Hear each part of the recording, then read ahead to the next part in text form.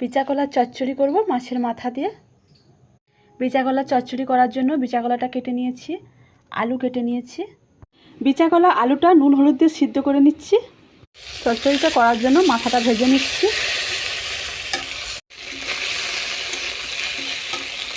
চচ্চড়িটা তোলার জন্য ফোড়ন দিয়ে দেবো, চেরা কাঁচা লঙ্কা দিয়ে দেবো, তেজপাতা দিয়ে দেবো, পেঁয়াজ কুচি দিয়ে দেবো। ভাজা ভাজা হয়ে এলে লবণ দিয়ে দেবো, লঙ্কা গুঁড়ো, হলুদ গুঁড়ো, আদা বাটা দিয়ে দেবো, মাছের মাথাটা দিয়ে দেবো।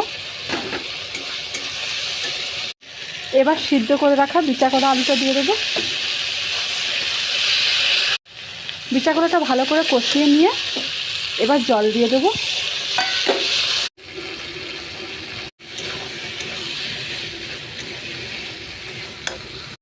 বিচা কলা চচ্চড়িটা হয়ে গেছে।